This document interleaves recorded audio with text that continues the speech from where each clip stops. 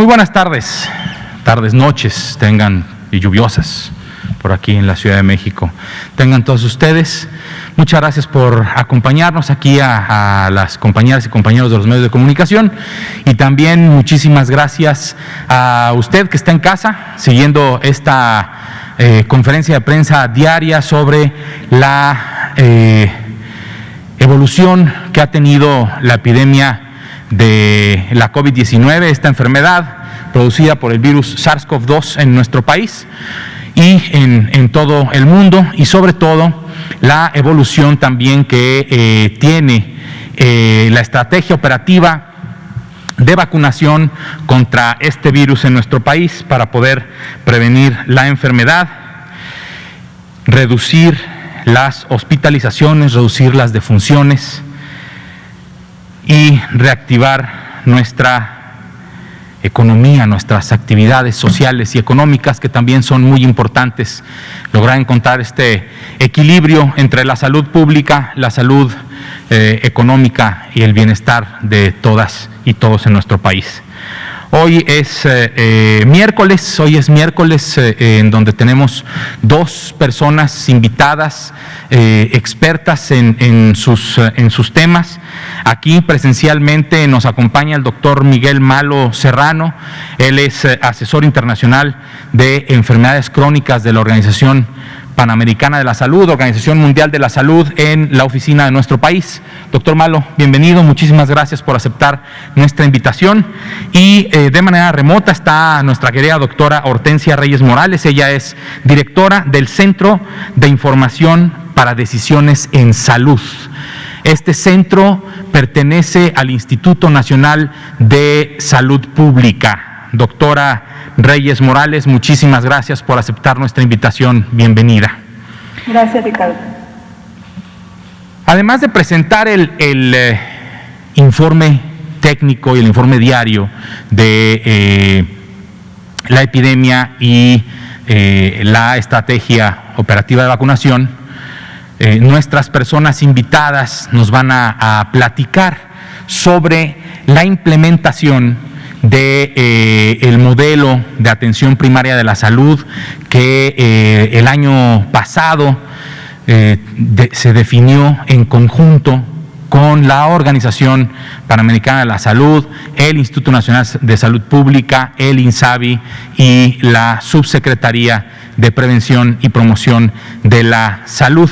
Con este apoyo y con esta colaboración que también se ha mostrado y demostrado en el seminario de la respuesta que se ha dado en nuestro país a esta epidemia, es que hemos colaborado ya desde hace tiempo con el Instituto Nacional de Salud Pública, extraordinario instituto que brinda soporte técnico y de evidencia científica para poder tomar las mejores decisiones, y también, como siempre, la Organización Panamericana de la Salud con el intercambio también y apoyo técnico y asesoría técnica para conocer las mejores prácticas en otros países para poder adaptar diferentes estrategias que nos puedan ser de apoyo a nuestro país. Y lo mismo, la propia Organización Panamericana de la Salud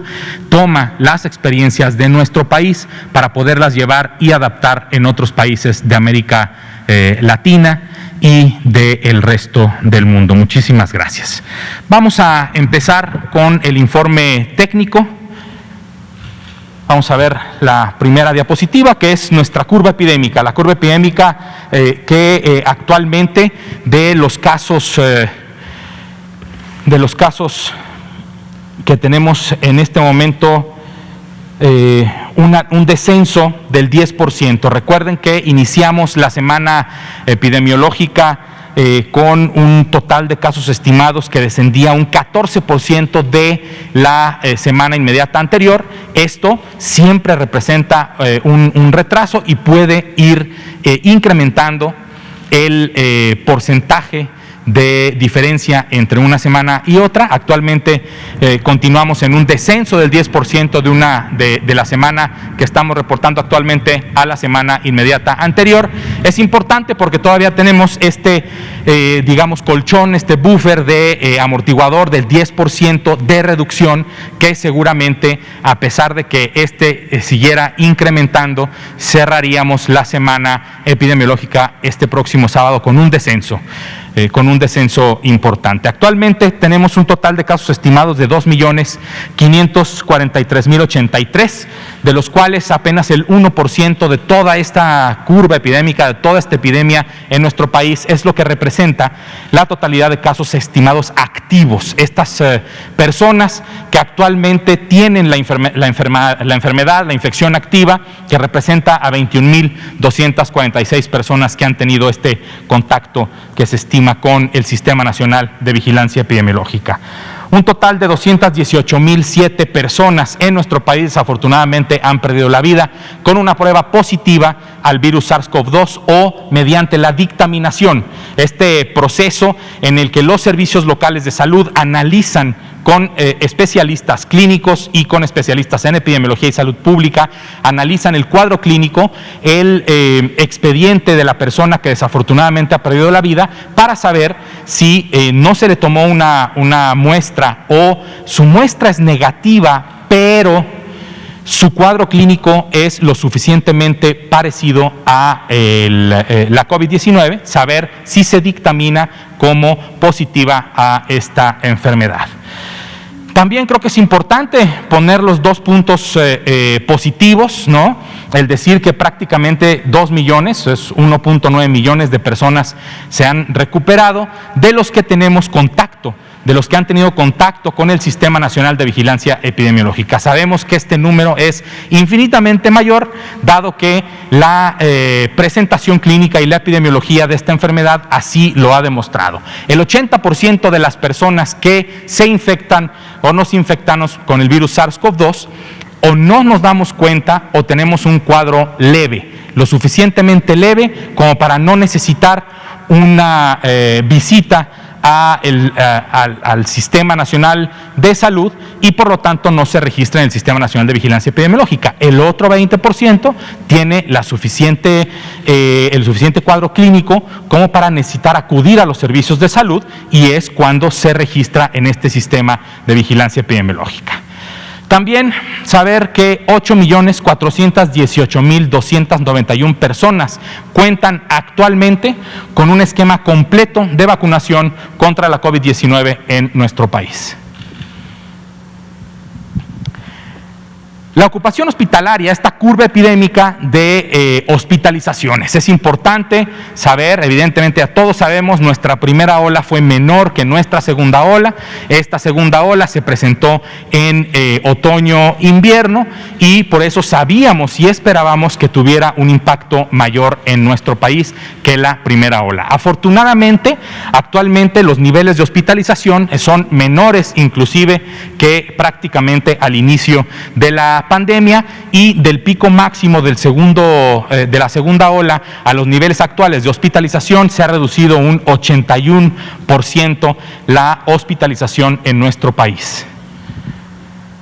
Sobre la ocupación hospitalaria nacional de camas de hospitalización general, estas camas que se utilizan para atender a las personas que tienen infección respiratoria aguda grave, pero que no requieren de cuidados críticos, no requieren de un respirador mecánico. La ocupación nacional no muestra un cambio con respecto al día de ayer. El 11% de las camas totales están ocupadas, lo que representa una disponibilidad de 26.384 camas disponibles en todo el país. Ninguno de nuestros estados tiene más del 30% de ocupación y por eso está pintado todo nuestro país de un color oro clarito, un color crema.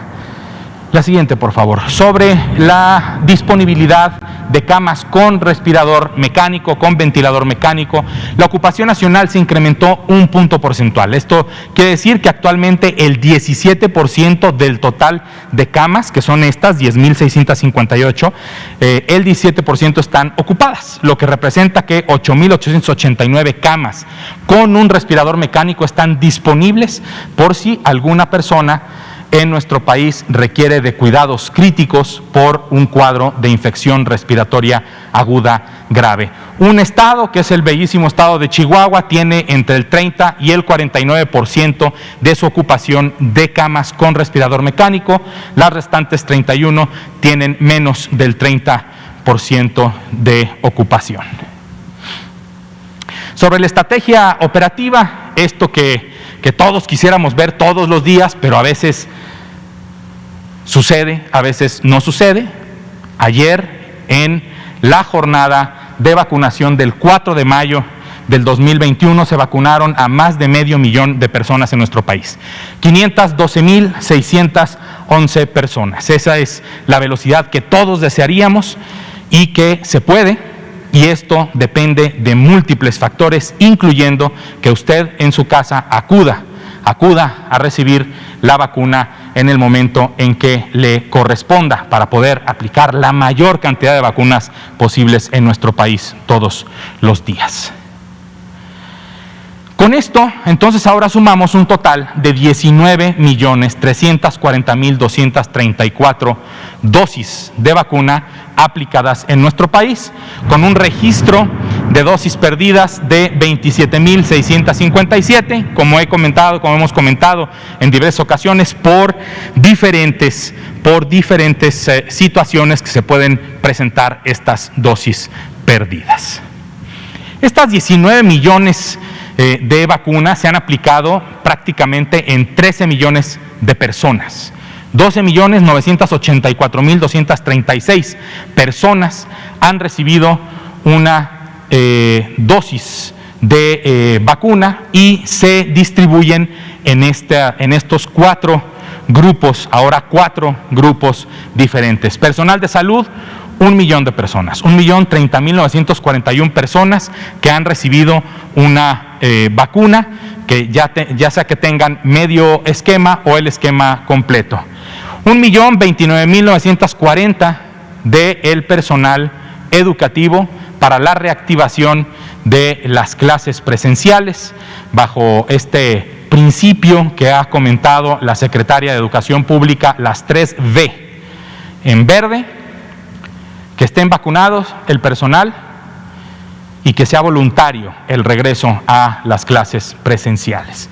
Personas adultas mayores y personas de 50 a 59 años. Estos 2 grupos etarios, si podemos decir un solo grupo de mayores de 50 años, concentran el 80% de las defunciones por virus SARS-CoV-2 en nuestro país. Por eso es importante que tengamos una buena cobertura de vacunación en estos 2 grupos de edad lo más pronto posible. 10.687.419 personas de 60 años y más han recibido una vacuna, y en el comienzo de esta etapa 3 de vacunación, en el grupo de edad de 50 a 59 años, ya han recibido 235.936 personas una vacunación, ya sea esquema completo o medio esquema, dependiendo de la vacuna que estén recibiendo, recordando que 5 vacunas en nuestro país son las que estamos aplicando en esta estrategia.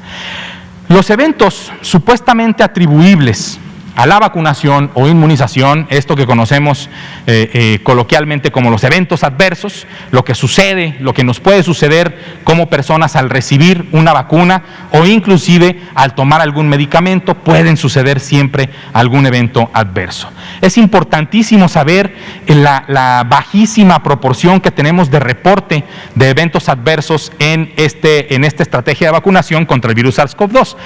De todas las vacunas, de esas 19 millones de vacunas que se han aplicado, apenas 17,409 personas han notificado o se han registrado como con un evento adverso, con un evento supuestamente atribuible a la vacunación.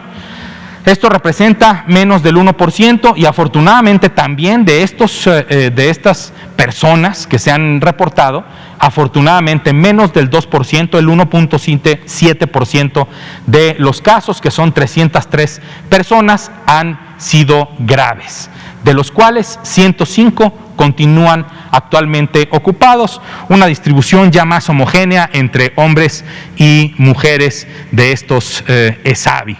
¿Por qué antes había una sobrerepresentación de las mujeres en este tipo de casos? Porque afortunadamente hay muchísimas mujeres profesionales de la salud y muchas mujeres que se habían estado vacunado en este grupo de personal de salud, habían estado presentando los ESAVI. Actualmente, ya abriendo al personal docente, a personas adultas mayores y ahora a personas de 50 a 59 años, se empieza a recuperar este equilibrio, digamos, que representa nuestra pirámide poblacional, en donde básicamente somos mitad hombres y mitad mujeres en nuestro país. Se liberó vacuna. El 5 de mayo, el día de hoy, se liberó vacuna, un total de 198,840 dosis de la vacuna CanSino, cuyo nombre comercial es Convidecia, se ha liberado por parte de la COFEPRIS el día de hoy. Hemos recibido un total de 25,623,195 vacunas, dosis de vacuna en nuestro país desde aquel 23 de diciembre de 2020 en que se recibió el primer embarque y el 24 de diciembre se aplicó la primera vacuna. 10,6 millones de Pfizer-BioNTech, 4,6 millones de AstraZeneca, 5 millones de Sinovac, 1,9 millones de vacunas Sputnik V y 3,4 millones de la vacuna de CanSino. El calendario para esta semana, ¿sí? Se van a estar liberando tres lotes o tres entregas de vacuna. La que se liberó hoy, 198,840 dosis. Mañana, 1 millón de dosis de la vacuna Sinovac que se va a liberar. Y el viernes 7 de mayo otras 856,900 dosis de la vacuna CanSino para un total de 2,055,790 vacunas que se liberan para su aplicación esta semana en nuestro país. Finalmente, reiteramos las diferentes formas que tenemos de comunicar para solucionar dudas sobre la vacunación en nuestro país. La página de coronavirus.gov.mx tiene una sección específica de vacunación, pero también se pone a disposición este centro de atención telefónica con el número 55 3684 0370. Marca usted a 10 dígitos desde cualquier lugar de nuestro país y le contestará a alguien para responder sus preguntas o darle alguna orientación sobre las dudas que pueda tener sobre la vacunación contra el virus SARS-CoV-2. Muchas gracias por su atención y ahorita que estaba viendo el monitor de mi querido compañero y amigo de CEPROPIE, vi a la persona intérprete de lengua de señas mexicana, a los que siempre quisiéramos darle las gracias. No los vemos nosotros aquí, pero usted en su casa sí los ve. Y ellas son de suma importancia para romper la barrera de comunicación que hay con las personas que tienen hipoacusia bilateral profunda o para la comunidad sorda en nuestro país. Muchas gracias a las personas intérpretes de lengua de señas mexicana. Y bueno, son las 19:20 horas. A continuación le daría el paso al doctor Miguel Malo para que nos presente cómo ha sido este trabajo de colaboración para la implementación de la estrategia de atención primaria de la salud de nuestro país. Doctor, adelante, por favor. Permiso. Buenas tardes a todos, a todas. Muchas gracias, doctor Cortés. Yo voy a presentarles muy rápidamente, en primer momento, lo que es esta propuesta. Ustedes conocen que en un primer momento de la pandemia pues se hizo toda la reconversión hospitalaria para poder enfrentar lo que se venía con los casos graves que llegaban a los hospitales. Y enseguida, de parte de la Secretaría de Salud, hubo la preocupación de generar una propuesta para ver qué se hacía, no en los hospitales, pero qué se hacía en las comunidades desde los centros de salud, en atención primaria de salud. Y nos solicitaron también con la idea de generar un grupo autónomo de la Secretaría de Salud en estrecha coordinación, pero para una revisión de esa propuesta de un poco más, digamos, objetiva desde fuera de la Secretaría, y hicimos un trabajo articulado entonces con el Instituto de Salud Pública y la OPS para este trabajo. La siguiente, por favor.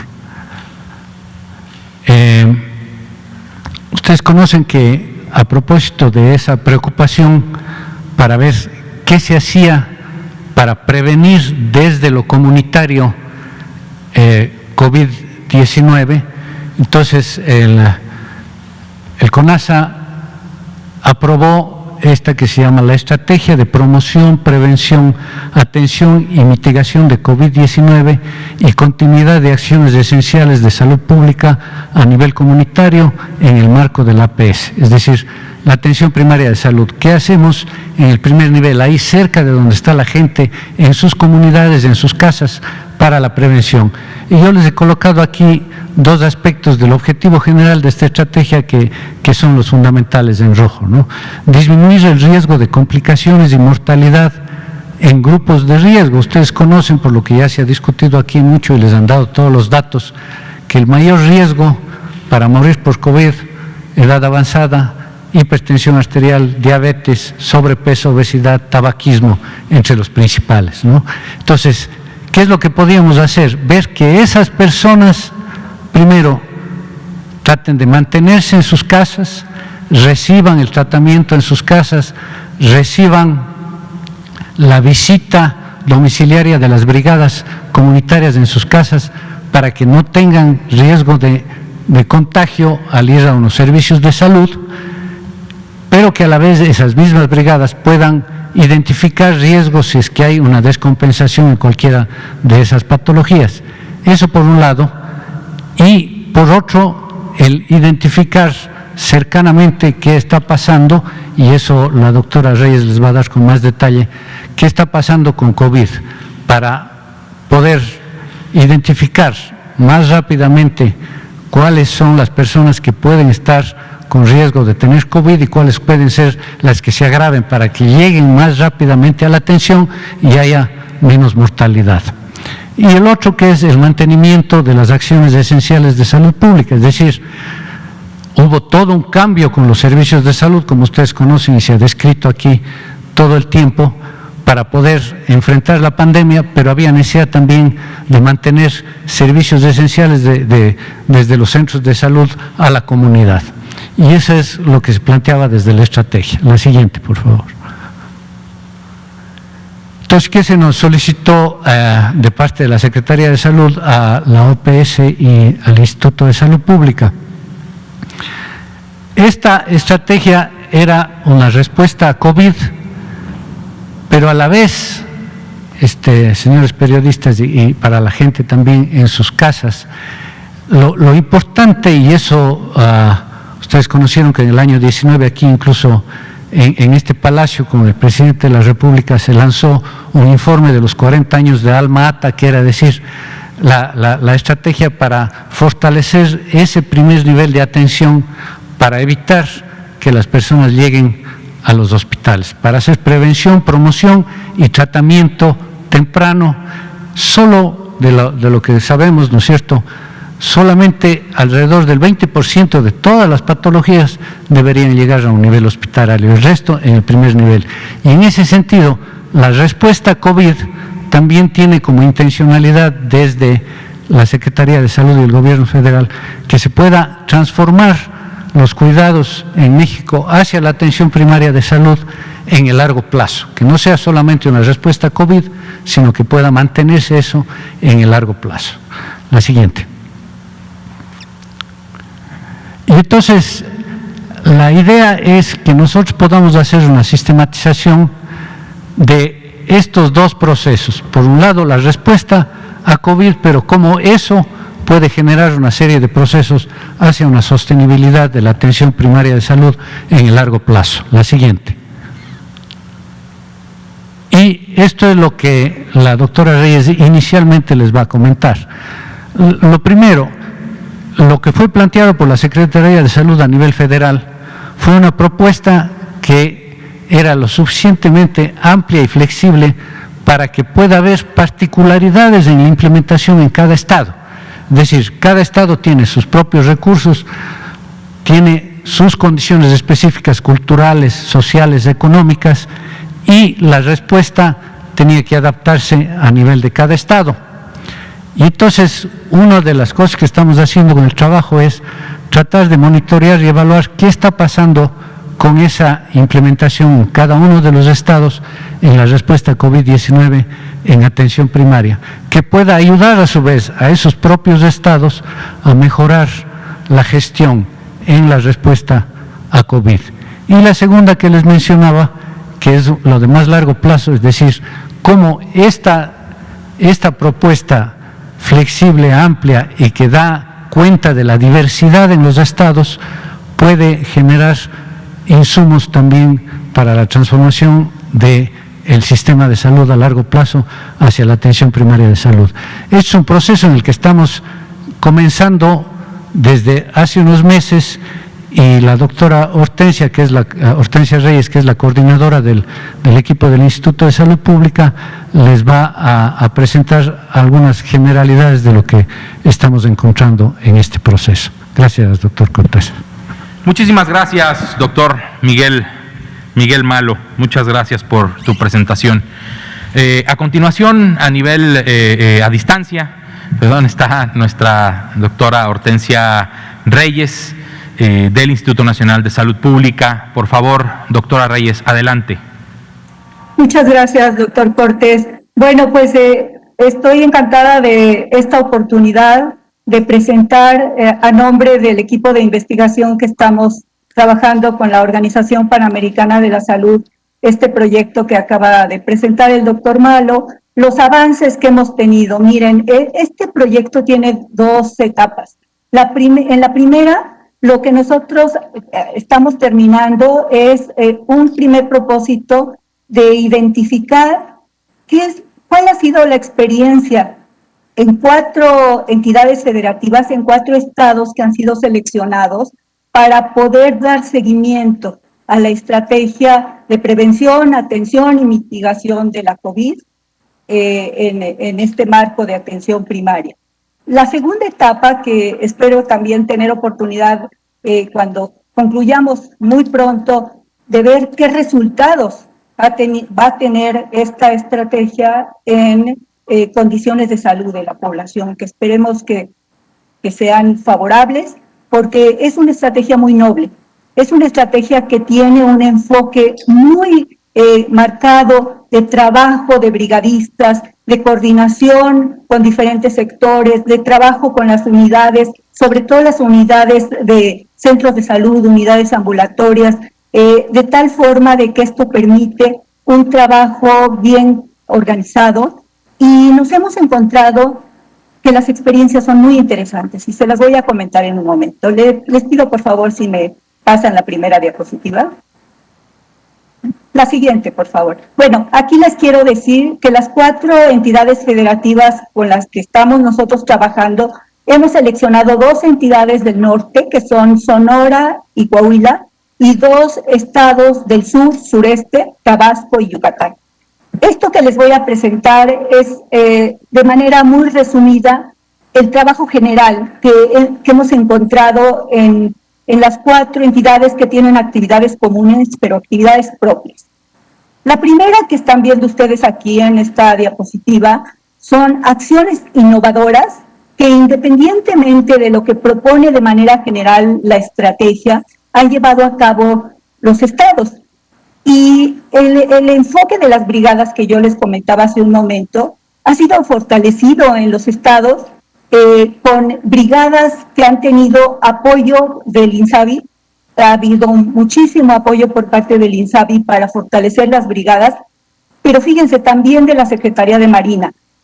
¿Y por qué de la Secretaría de Marina? En Tabasco, por ejemplo, para llegar a las comunidades hay necesidad muchas veces de atravesar ríos para poder tener acceso a acciones en comunidades que están de difícil llegada. Y la Secretaría de Marina se ha coordinado muy bien con las brigadas para poder establecer este trabajo en conjunto con los servicios estatales de salud de Tabasco, que han tenido una labor increíble para poder trabajar estas acciones en combate a COVID.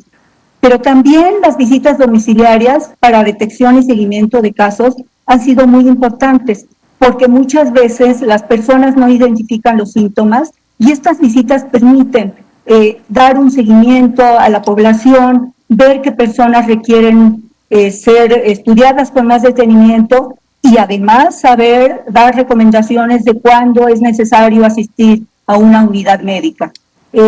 Una vez que se han identificado, otra acción innovadora que ustedes ven en el tercer renglón de esta diapositiva es el ofrecimiento de atención médica domiciliaria. Esto ha sido un esfuerzo muy importante por parte de la estrategia que han llevado a cabo los estados para coordinar sus propios recursos, porque a pesar de que ha habido fortalecimiento de los médicos, enfermería, de todas maneras la demanda ha sido muy importante y se ha ofrecido esta atención médica domiciliaria. También atención médica por vía telefónica y algo interesantísimo en el que se ha aprovechado las aplicaciones en los teléfonos. Una alta proporción ya de la población tiene acceso a aplicaciones telefónicas que se han usado para dar este seguimiento con muy buenos resultados. La siguiente, por favor. Otras acciones innovadoras han sido, por ejemplo, la difusión de mensajes de prevención a la comunidad.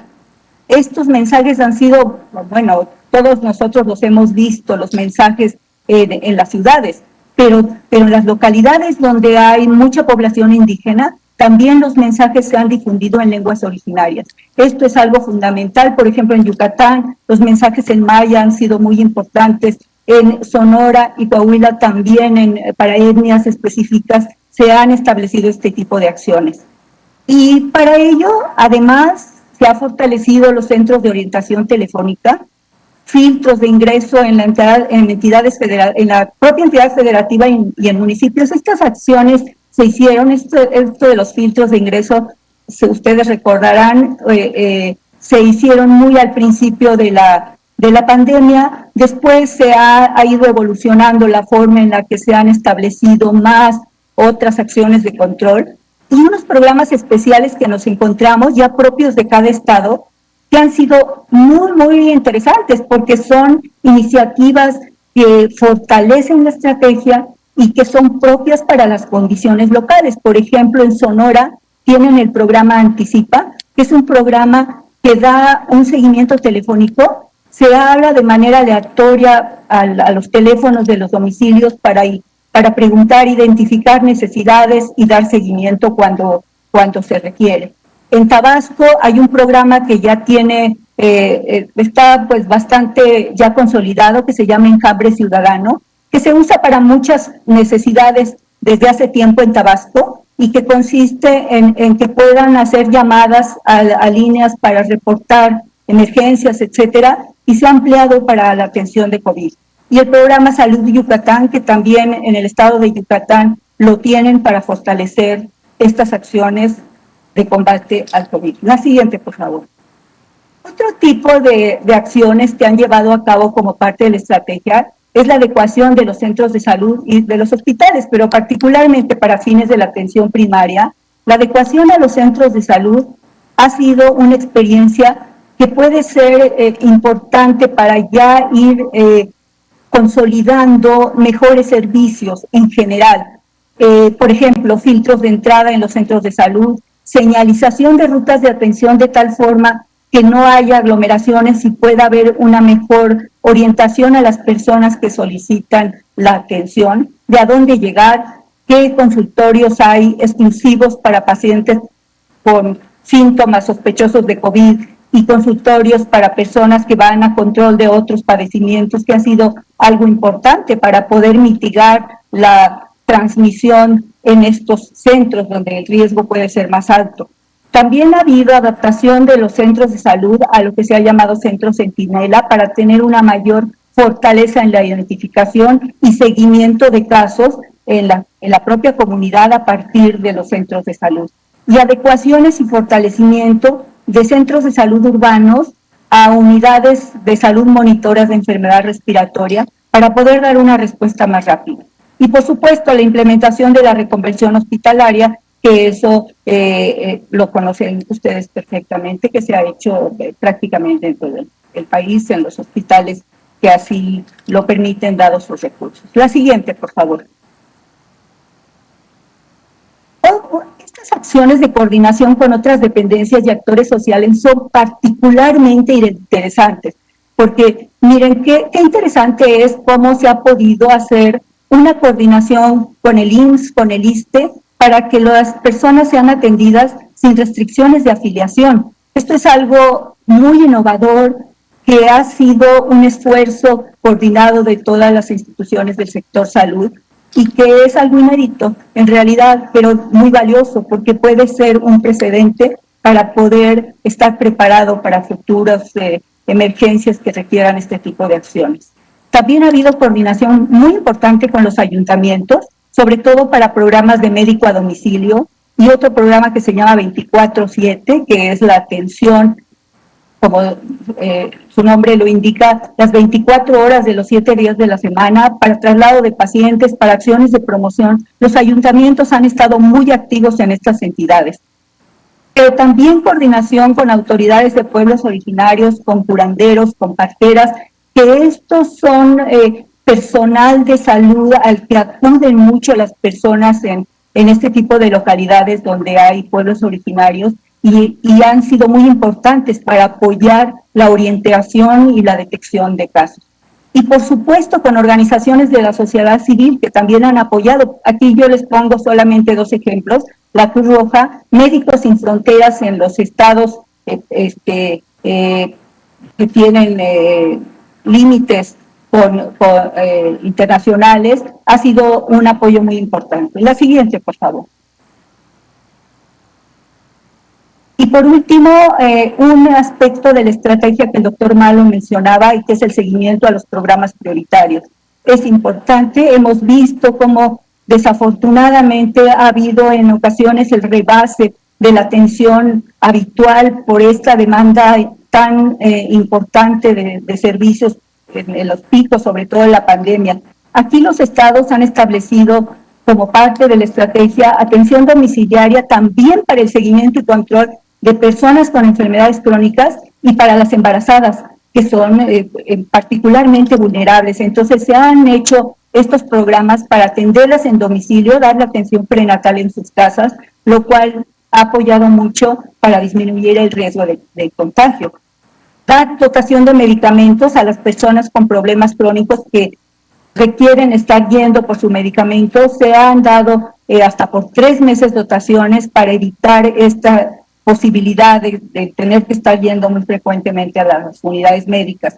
Y claro, la continuidad de los programas de salud pública, que en los estados han estado muy activos en las vacunaciones contra influenza, la vacunación en los niños, etcétera. Y el seguimiento de pacientes por llamadas, mensajes telefónicos, los call centers, todos estos son programas prioritarios que que no se han dejado de lado para poder continuar con la atención en, en general de la población. La que sigue, por favor. Y por último, no quisiera dejar de mencionar que ha habido nuevos actores para la estrategia. Como les mencionaba hace un momento, el personal de salud de nueva contratación está haciendo una acción tan importante que se va a quedar como fortalecimiento a la atención primaria, personal de salud de especialidad de epidemiología, de enfermería, médicos, químicos para el trabajo en los laboratorios. Esto es algo muy importante. Y también el trabajo de voluntarios comunitarios para la promoción y prevención.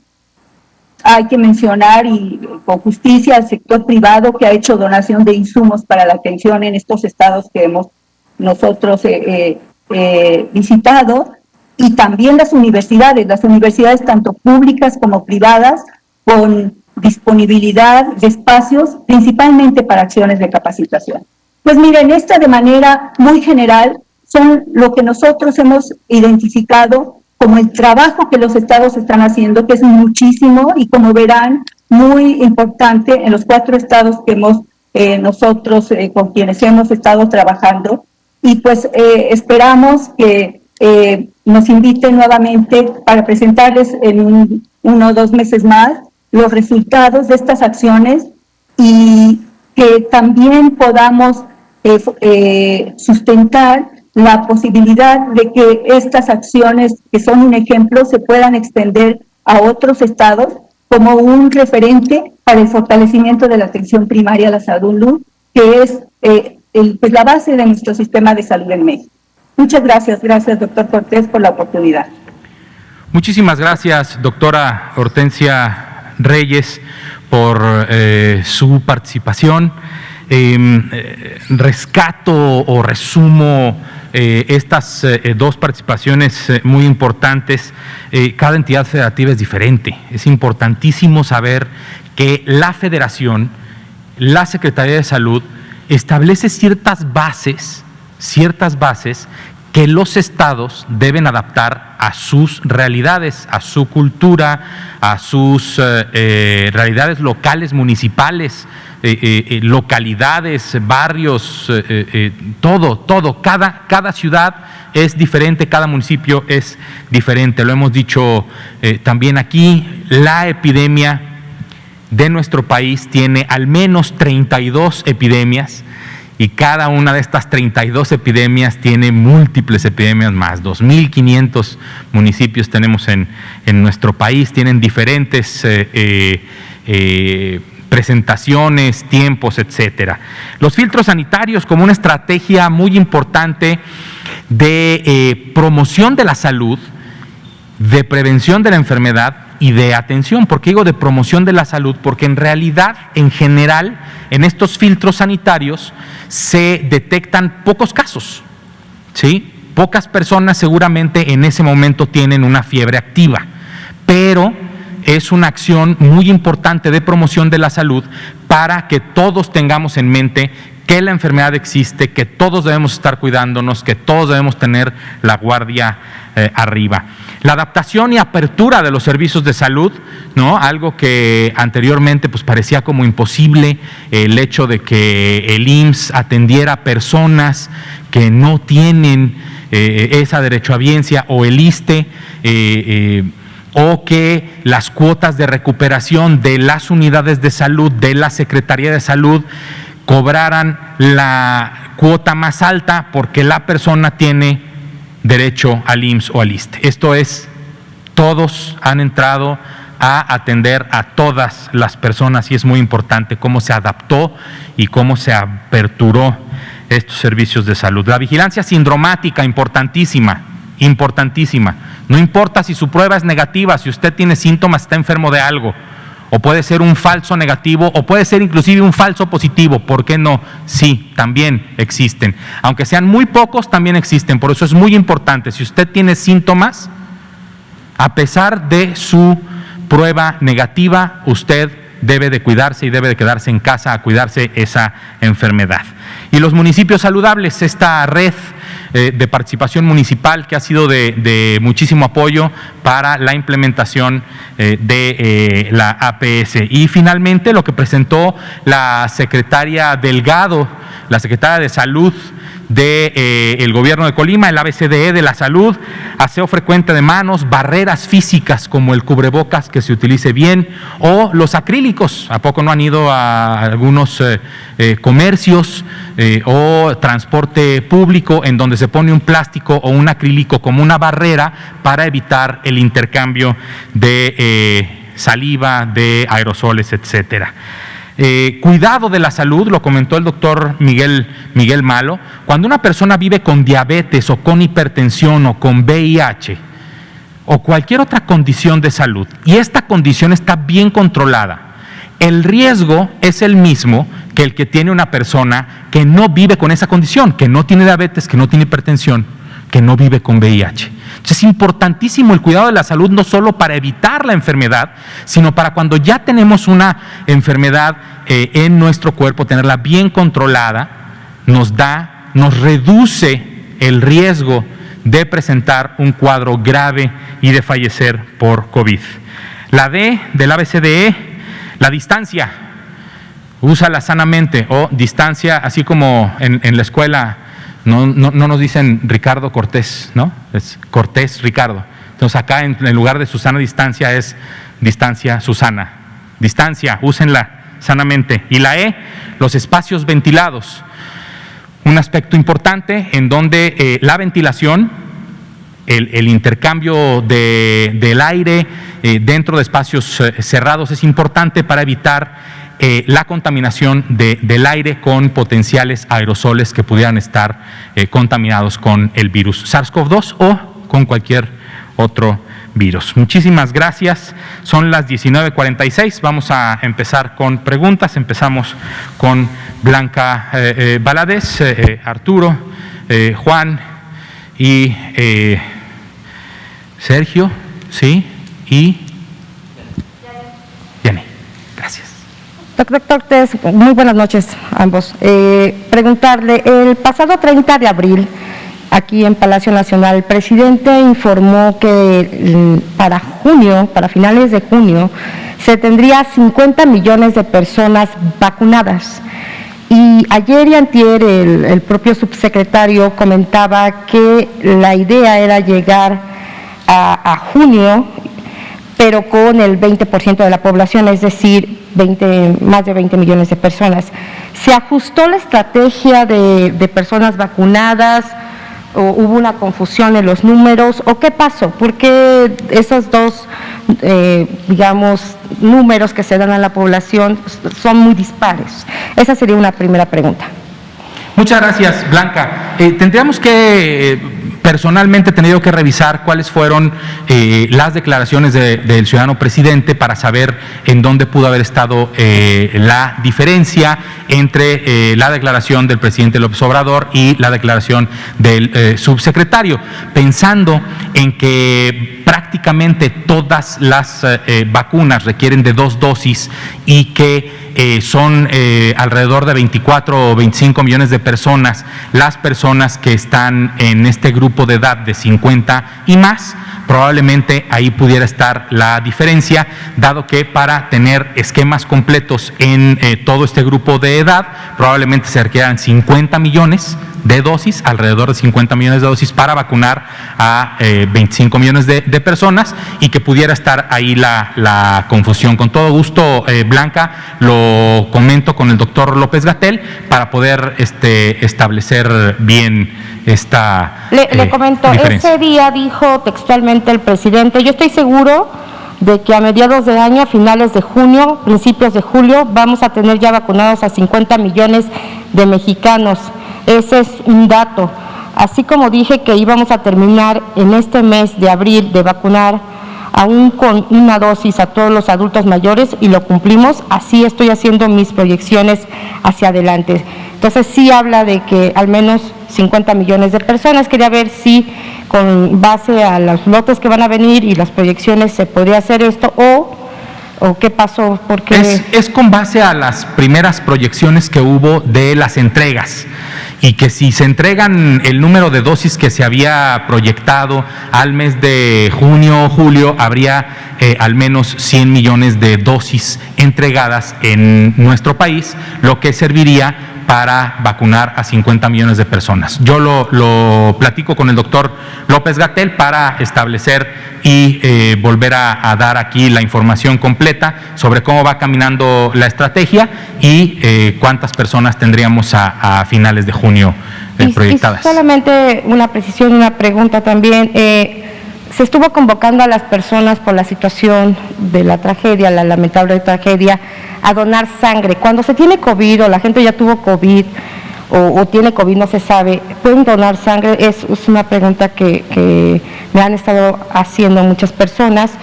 Y preguntarle a las personas que invitaron a la OPS y también del instituto, ¿durante cuánto tiempo han hecho esta estrategia y nada más cuántas personas incluyeron este primer, digamos, monitoreo en 4 estados? Gracias.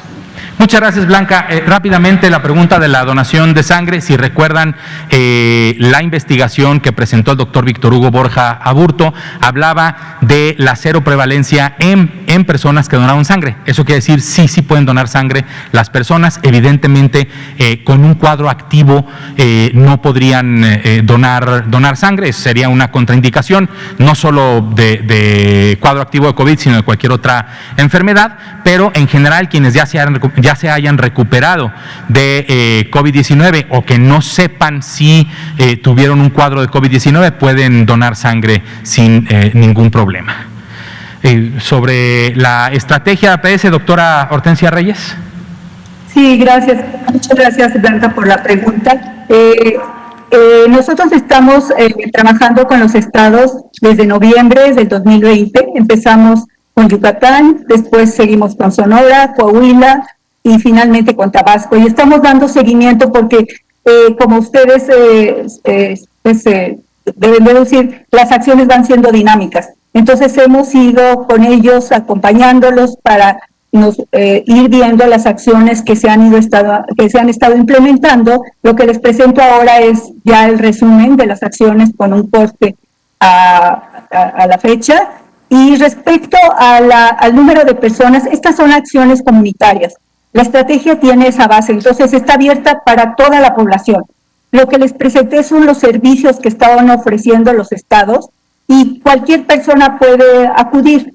En la segunda etapa lo que les vamos a presentar es qué resultados ha habido en términos de la letalidad, la mortalidad, el número de diagnósticos que se han hecho, etcétera. Eso va a ser ya cuando hagamos el corte para el cierre que vamos a hacer en el mes de agosto para dar un tiempo de la implementación de la estrategia y ver los resultados.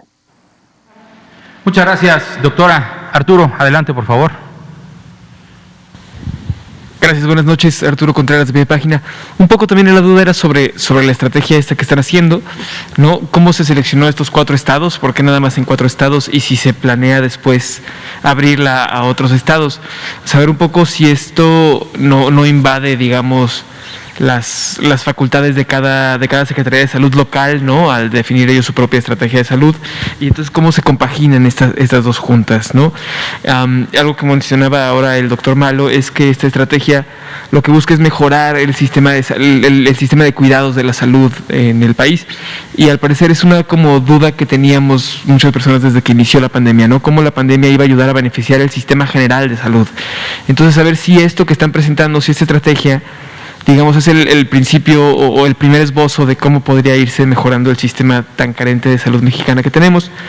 Y bueno, aparte de todas estas preguntas, nos preguntan desde el público, con toda esta efervescencia de la patente de las vacunas, si se tiene pensado en algún momento liberar la patente de la vacuna patria cuando está lista. Muchas gracias, Arturo. La estrategia de APS no es exclusiva de estas 4 entidades federativas. En estas 4 entidades federativas es en las 4 en las que el Instituto Nacional de Salud Pública específicamente y en conjunto con la Organización Panamericana de la Salud están apoyando a los servicios de salud en la implementación de la estrategia. El resto de entidades federativas han tomado el documento normativo que compartimos, que está en la página coronavirus.gov.mx, y hemos apoyado también en ver cómo han estado cada estado llevando a cabo la estrategia de APS. Sobre por qué esos 4 estados, ahí sí, doctora Reyes o doctor Malo. Sí. Bueno, nosotros hemos hecho este trabajo, digamos, en estrecha coordinación con la Secretaría de Salud, y yo diría que ha sido un poco al azar la cuestión de los estados, en el sentido de que por cierto tipo de, digamos, de relaciones de la coyuntura, hubo interés de parte de los gobiernos estatales y de las secretarías de salud, ¿no? Entonces, para una investigación como la que se está haciendo, es importante que haya, diríamos, toda la colaboración posible de la Secretaría de Salud. Ahora, lo que creo que es muy interesante, que ya se mencionó aquí, es que, digamos, es un trabajo más bien de rescate de esa identidad de los propios estados, ¿no? Es decir, de toda la diversidad que se ha dado en la respuesta de los propios estados, y seguramente toda la propuesta metodológica que se está trabajando va a ser útil para otros estados en función de revisar qué indicadores podrían trabajarse para mejorar la respuesta en atención primaria. Sobre la otra pregunta, la pandemia a todo el mundo, a todos los países y particularmente a las secretarías de salud, a los ministerios de salud, nos va a dejar una experiencia fundamental, ¿no? Una experiencia fundamental que tiene que ser rescatada justamente para fortalecer el trabajo en pospandemia. Nunca, como en la pandemia, la salud ha estado en la primera línea de prioridad de las políticas gubernamentales. Y eso hay que rescatar en el sentido de decir, bueno, ¿qué es lo que ha pasado? ¿Cómo se ha dado la transformación de los servicios? ¿Y cómo se puede fortalecer eso para mejorar la salud de la población y el acceso a los servicios de salud? Le pongo un ejemplo concreto, lo que ya mencionaba la doctora Reyes. La atención virtual, la atención por llamadas telefónicas, la atención vía páginas web. Esa es una cosa que se va a fortalecer y que va a apoyar a las poblaciones para tener mejor acceso a los servicios de salud. Entonces, ese es, por ejemplo, un elemento que seguramente va a estar saliendo mucho, como ya lo mencionó la doctora Reyes, en todas las propuestas de los servicios, y que de hecho ha sido una de las cosas que ha rescatado también la Secretaría de Salud Federal, ¿no? Como un ejemplo. No sé. Muchas gracias, doctor. No hay una invasión, dado que, como lo hemos comentado, la salud es una materia de concurrencia y de corresponsabilidad, tanto del orden federal como del estatal, del municipal y de sociedad y gobierno. Muchas gracias. Juan. Sobre la patente, bueno, será una decisión que se tome en un futuro, seguramente con la forma de ser y pensar de este gobierno, del presidente López Obrador. Seguramente será una vacuna disponible para todo el mundo.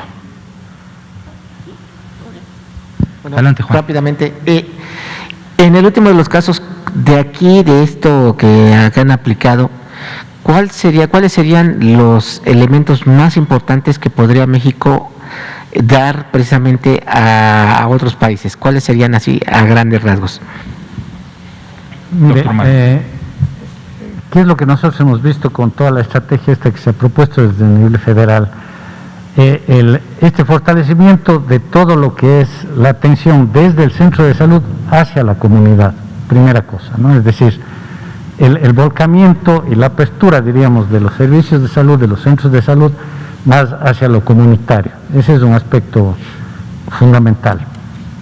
El otro aspecto importante, tal vez la doctora Hortensia puede completar, es los espacios de participación y de cogestión. Como decía el doctor Cortés, de ninguna manera es una invasión, todo lo contrario, es una propuesta de aporte colectivo donde trabaja el aspecto comunitario con los voluntarios, donde trabajan los ayuntamientos, los gobiernos locales y donde trabajan intersectorialmente distintas instituciones para eso. Ese es uno de los aspectos que hemos encontrado que es muy positivo, ¿no? No sé, tal vez la doctora Reyes. Doctora Reyes, ¿algún comentario? Yo dos muy puntuales a esta interesante pregunta. El primero es un gran ejemplo de la coordinación entre las instituciones de salud y la coordinación con otros sectores para atender un problema común de interés a todos. Y la segunda, la participación de la propia población, que ha sido muy activa y que ha aprendido tanto en esta pandemia de cuáles son los riesgos, las posibilidades de contagio, y que va a estar participando cada vez más en su propio autocuidado. Pienso que esos dos son ejemplos que, como usted pregunta, que se pueden extrapolar para continuar fortaleciéndolos y tal vez para otros países, otras regiones. Muchísimas gracias, doctora Reyes, doctor Malo. Son las 20 horas de este miércoles 5 de mayo. Vamos a dejar las últimas dos participaciones pendientes para mañana. Muchísimas gracias a todas las personas que nos acompañaron aquí en Palacio Nacional, Salón Tesorería, y sobre todo a usted en casa. No se olvide que la epidemia sigue activa, que sí va en descenso, pero que sigue activa y que no hay que olvidarnos de no bajar la guardia y de mantener las medidas básicas de prevención que se resumen en el ABCDE por la salud. Muchísimas gracias, muy buenas noches.